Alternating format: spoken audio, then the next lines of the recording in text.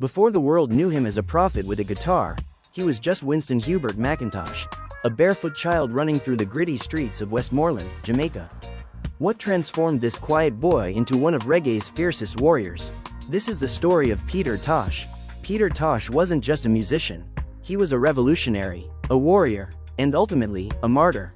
Born on October 19, 1944, in Grange Hill, Jamaica, Peter grew up surrounded by hardship and silence. Raised primarily by his aunt after being abandoned by his parents, his early years were shaped by isolation, poverty, and observation. Unlike the other boys, Peter didn't speak much, but when he did, his words carried weight. At 15, he moved to the cultural melting pot of Trenchtown, Kingston. It was here, among dusty alleyways and zinc-roofed shacks, that Peter first encountered the rhythm that would change his life forever. Ska, rocksteady, then reggae. But music alone wasn't enough for Peter. What stirred inside him was rage.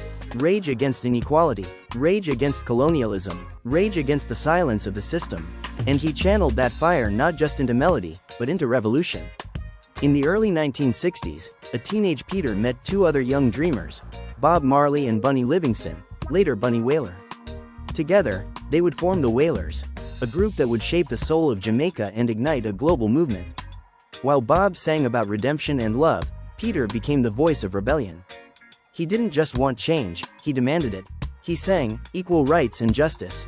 Not later, not someday, now. But it wasn't easy. In 1968, while Bob temporarily left Jamaica for the US, Peter and Bunny carried the Wailers on their backs, playing in tiny clubs, living on crumbs, and preaching revolution to anyone who'd listen. Peter's stubbornness and radicalism often alienated him from record executives. He refused to wear suits. He refused to smile for the camera. And he definitely refused to tone it down. He once told a producer, "Don't tell me to calm down." Babylon never calm. This was no stage persona. This was Peter's truth. His guitar wasn't just an instrument. It was a weapon. By 1973, tensions were rising. Island Records signed the Wailers. Bob Marley was clearly the chosen star. Peter didn't mind the spotlight, but he hated injustice. Soon after, Peter and Bunny left the group. Many said it was ego. But Peter always insisted. Bob chose to conform. I chose to resist. Peter Tosh was on his own. But not for long. In 1976, he released his first solo album, Legalize It. It was a bold, defiant anthem for marijuana legalization, and for Rastafarian identity. The Jamaican government hated it. The international press was baffled. But the people? They felt seen. Peter had found his voice. And he would not be silenced. His life was just beginning to heat up. He would go on to challenge the Jamaican Prime Minister on live TV. He would survive brutal police beatings. He would share a stage with Mick Jagger. And tragically, he would be murdered in his own home. But we're getting ahead of ourselves. Because before the bullets, there was fire. Before the silence, there was roar. And Peter Tosh was ready to make the whole world listen. If you are in a spaceship and you see a man on a donkey, he is the future. He is a Rasta. He is me, Peter Tosh. With the Wailers behind him and Babylon in front of him, Peter Tosh stood alone, angry, brilliant, and loud. His voice couldn't be silenced. But that voice came at a price. Peter Tosh's solo career didn't start quietly. It roared. In 1976, Legalize It hit the streets like a bomb.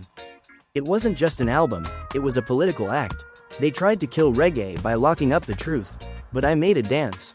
Peter Tosh. The title track was banned in Jamaica. Radio stations refused to play it. Police raided record stores. But the people? They blasted it through windows, headphones, taxis. It became a national anthem for defiance. Peter followed up in 1977 with Equal Rights, perhaps his most powerful work.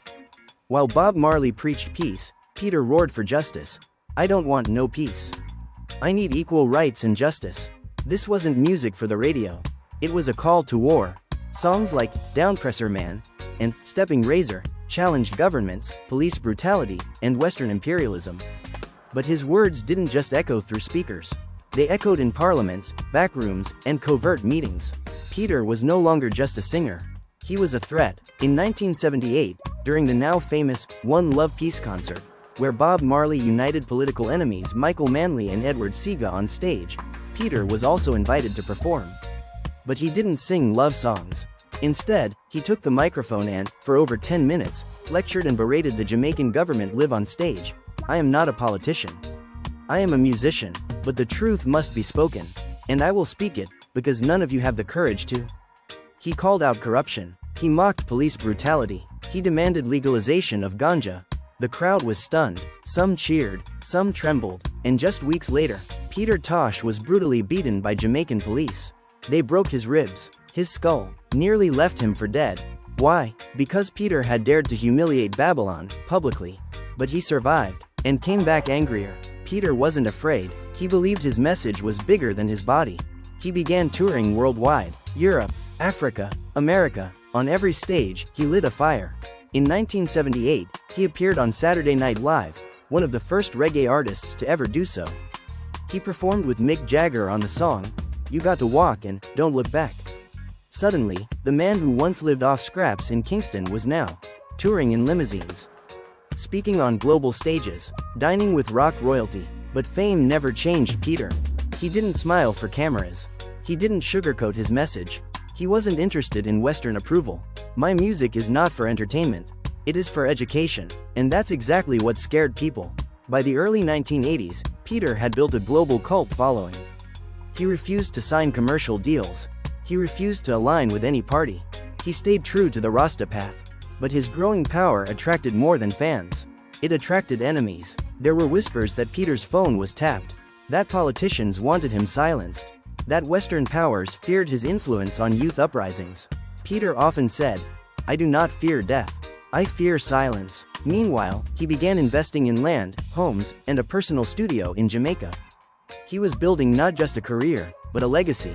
He mentored younger musicians, donated to schools, supported Rasta communities, yet he always walked with caution. He kept weapons nearby. He trained his mind and body like a soldier. Because he knew, revolutionaries rarely die old. As we approach the final chapters of Peter's life, the shadows grow darker. In the next chapter, we'll explore the betrayals, the spiritual visions, and the night that silenced a warrior forever. But even in death, his fire never went out. The day Peter Tosh died, Babylon thought it won. But it had only awakened the ancestors. Every great prophet walks with a shadow behind him. Peter Tosh was no different. By the mid-80s, the signs were clear. Someone was watching him. And the enemy was getting closer. After years of global rebellion, Peter returned to Jamaica in the mid-1980s a changed man. He had survived beatings, arrests, censorship, and now, he was focused on legacy. Peter began recording in his home studio near Kingston, working on what would be his final album, No Nuclear War. It was a message not just for Jamaica, but for the world. He had grown weary of personal fame. He was now speaking as a global prophet. The earth is not dying. It is being killed, and the people killing it have names and addresses. But even prophets get tired. Crystal ball whispers of death. Peter had always believed in signs.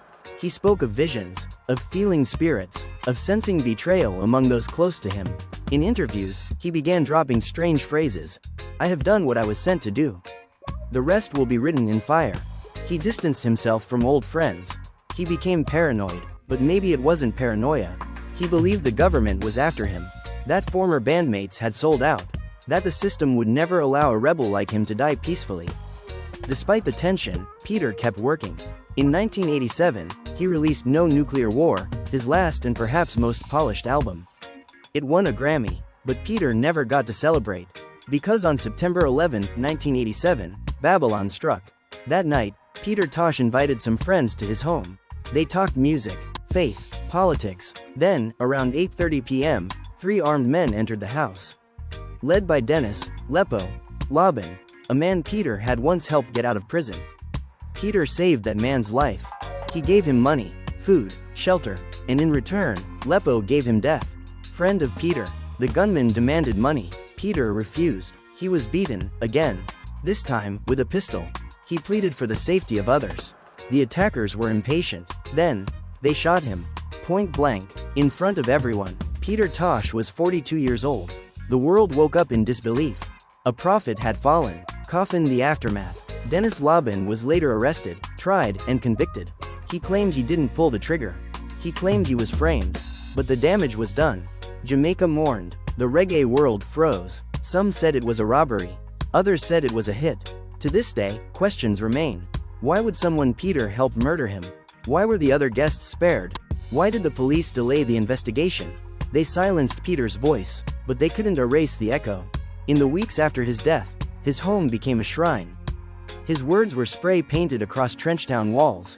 Young artists recorded tributes. His music sales soared, but more than anything, his message grew louder. Equal rights, justice, truth, the very things he died fighting for. When Peter Tosh was silenced by a bullet, many thought the revolution had ended. But true legends never die. They multiply. Peter Tosh's funeral wasn't just a goodbye. It was a statement. Thousands poured into the streets of Kingston, Rastas, musicians, activists, mothers, children. They didn't come to cry. They came to promise. Promise that his message would live on. Promise that his fight wouldn't be forgotten. At his burial in Bluefields, Westmoreland, the crowd sang, "Legalize it. Don't criticize it." Even in death, Peter was dangerous. The government sent police to monitor the crowd. No politician dared speak, but the people did. Babylon may take our warriors, but they can't take our fire. DNA the torchbearers, family, fans, and faith.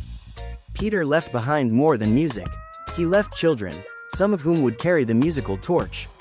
His son Andrew Tosh would go on to perform many of his father's songs, bringing his message to new generations. In interviews, Andrew often said, "My father didn't die. His mission just changed address." Today, the Peter Tosh Museum stands in Kingston. It honors his guitars, his journals, his revolutionary voice. And every October 19th, on his birthday, fans gather around the world to celebrate what they call Peter Tosh Day. Global recognition. In 2012, Peter was posthumously awarded the Order of Merit, Jamaica's third highest honor. It came 25 years after his death. Even Babylon had to admit, they couldn't erase him. His image now appears on murals in Africa, graffiti in Europe, and stages in South America. Activists quote him, Rastas revere him, reggae lives through him, and wherever injustice thrives, Peter's voice still echoes. "I don't want peace. I want justice." Guitar Why Peter Tosh still matters. Peter wasn't the most famous wailer. Bob had the charisma, Bunny had the soul, but Peter had the rage, the fire, the courage to say what others only whispered. In a world still divided by class, race, and power, Peter's music isn't just history, it's urgency. Listen to Equal Rights today, and you'll swear it was written this morning. Listen to Legalize It in a world where people are still jailed for a plant. Listen to Stepping Razor and hear the swagger of a man who bowed to no one. Peter once said, "The day I am gone, the people will realize what they had."